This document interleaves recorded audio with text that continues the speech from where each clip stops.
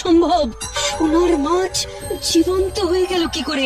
ওরে বাবা, ভৌতিক কাণ্ড! যা, পুরো লোকসান। কতখানি সোনা পুরো জ্বলে গেল। এই মাছের মূল্য তো এখন কিছুই না। আমাকে ছেড়ে দাও, আমাকে ছেড়ে দাও তুমি। আমাকে ছেড়ে দিলে তোমার অনেক ভালো হবে। হ্যাঁ, ভালো হবে? হ্যাঁ, খুব ভালো হয়েছে। আমার এত সোনা দিয়ে বানানো মাছ এখন এক সাধারণ মাছ হয়ে গেছে। আচ্ছা, তোমাকে ছেড়ে দিলে আমার কি ভালোটা হবে শুনি? আমাকে আমাকে কাছাকাছি কোনো নদীতে ছেড়ে দাও। আমাকে বানাতে যে পরিমাণ সোনা লেগেছে তাই ফেরত দেব তোমাকে।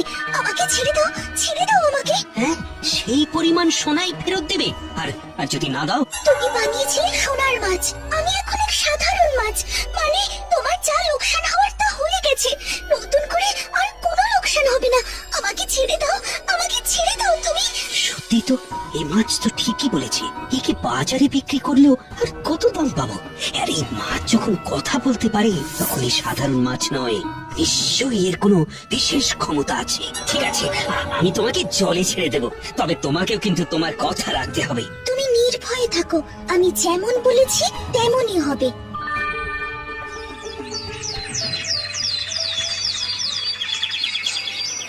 স্বর্ণকার একটা নদীতে এসে নদীর জলে মাছটিকে ছেড়ে দেয়। জলে পড়েই মাছটা যেন প্রাণ ফিরে পায়। মনের আনন্দে সাঁতার কাটতে থাকে সে।